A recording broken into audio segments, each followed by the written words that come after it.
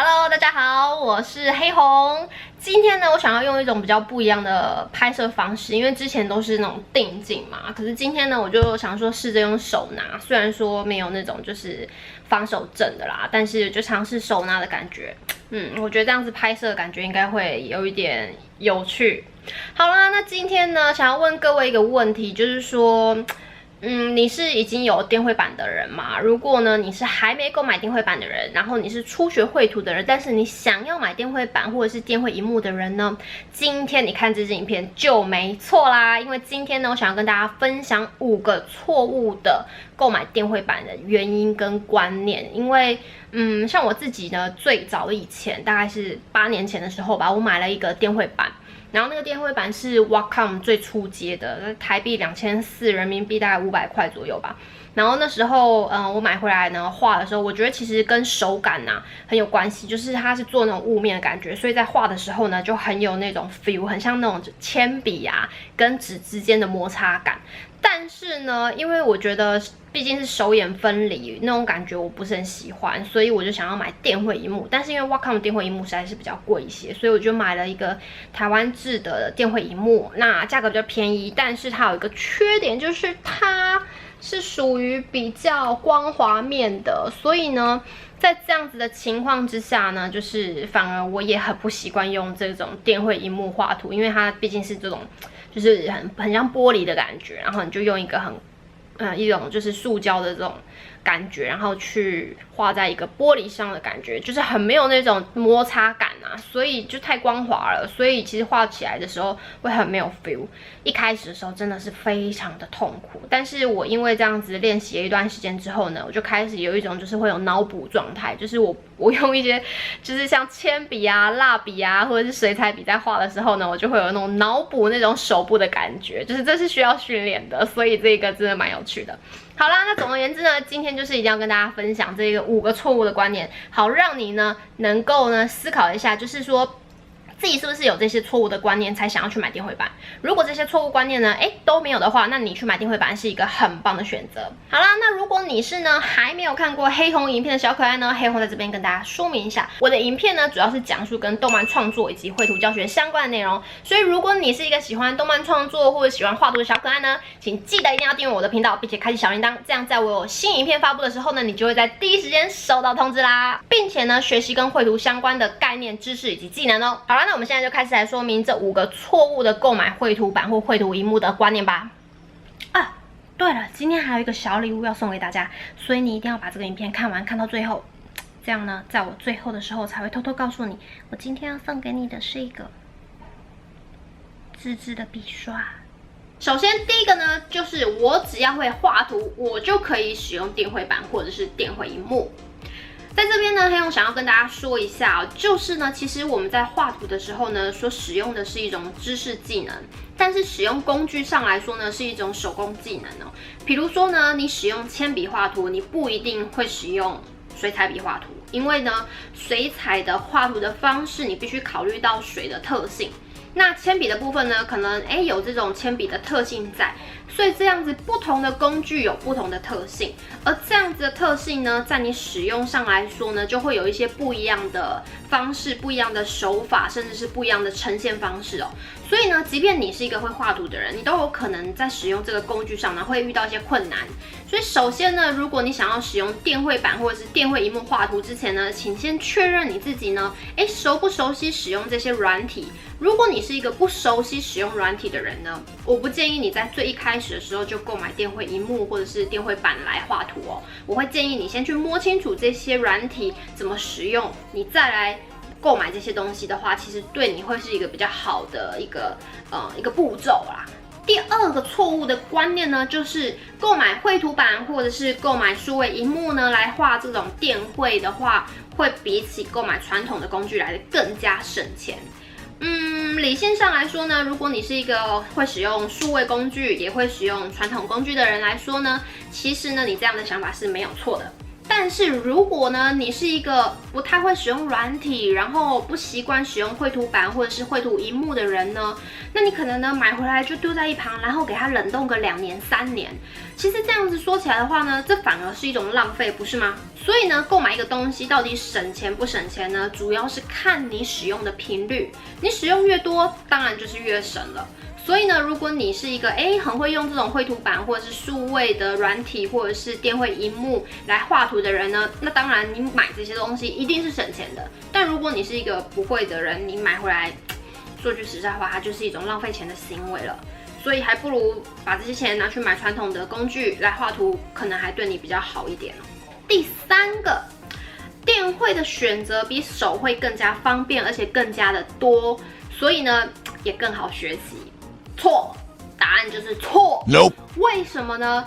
你们要想一件事情哦，当选择太多的时候，人其实很难做选择的。像是如果你使用 Photoshop 的时候呢，你会发现那个颜色好多种哦，我都不知道我自己要选哪一个，我连取色我都不知道要取哪一个来画这个角色的头发或这个角色的衣服。所以呢，当选择越多的时候呢，这时候大家通常都会遇到一些障碍。那遇到障碍的时候呢，反而就更加不容易的去学习了。大家会说，电绘很方便啊，用软体超方便的，对不对？我画错我还可以复原，然后我还可以呢，不用一笔一笔画，有些地方呢我还可以重新的复制贴上，复制贴上，这样子画真的是非常的方便。对，没错，使用软体真的非常的方便，不管你怎么样画错都没有关系，基本上你只要有存档就是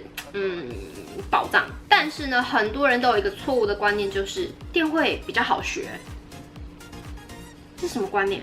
我必须跟大家讲哦，其实画电绘呢，它一样需要用到一些知识，需要用到一些美学，需要用到一些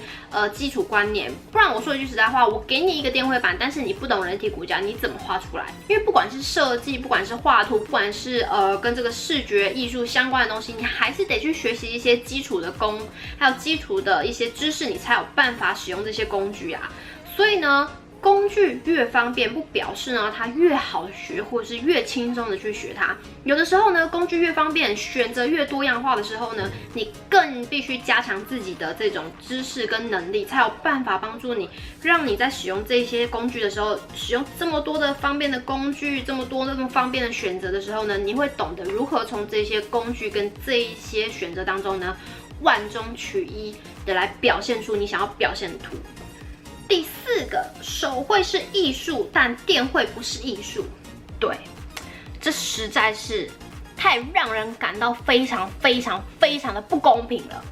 为什么画传统画，我必须这么麻烦的，我还要用水彩调色；我画油画，我还要用油来混合颜色，我还要用油洗笔；我还要画壁画的时候呢，还要用一些喷枪喷得全身脏兮兮的。这些当然是艺术啊，但是呢，电绘太不公平了，轻而易举就可以画出他们所谓的艺术，简直是个电绘一定不是艺术。事实上呢，很多的人呢都觉得电绘不是艺术，尤其是很多的传统绘师或者是传统的一些画家，他们会认为这是一个非常不公平的艺术的延展啊，所以他们会觉得说，这种电绘就是比较偏向这种潮流啊、动漫啊，你们动漫才会用电绘，我们这种传统美学的人啊，我不太用电绘的，我们都手绘，我们都艺术。而且呢，我们用这种手绘的方式呢，又是比较具有独一性的，它很难被复制。其实我觉得这是一个天大的误会，很多传统的绘师或者是艺术家们都会觉得说，手绘的东西才是比较更接近艺术的，毕竟它的手法、它的概念、它的艺术美学它使用的技能技巧呢，都更加接近于这个创作者本身想表达的东西，所以呢，手绘啊，或者是亲自画出来的东西，这种比较偏向所谓真正的艺术。但实际上呢，我觉得这是到现在都还没有人可以理出一个绝对的，毕竟派系很多啊。但是无论你是使用这种免费版权的图片来做加工、来做剪贴、来做后制，画出的一幅图呢，它都还是需要基本美学的知识，还有美学的这种 sense， 你才有办法画出一个非常棒、非常漂亮的作品。所以我认为呢，即便你使用了这一些电绘，也不表示你画出来的东西不是艺术。各位。只要你画出来的东西漂亮，你画出来的东西呢符合美学，你画出来的东西就能够是一种艺术啊！毕竟现在时代潮流不一样了，并不是说你一直固守着这种旧有跟传统的东西呢，你就可以坚持说这个东西就是怎么样，这个东西就是怎么样。有的时候呢，不同的时代、不同的变化、工具的不同呢跟转变呢，并不会改变这个东西的本质。所以艺术的本质是什么呢？我相信大家应该都会去思考这个问题哦。所以我认为手绘跟电绘都能是艺术。第5个，有了电绘板呢，就可以画得像大师一样好了。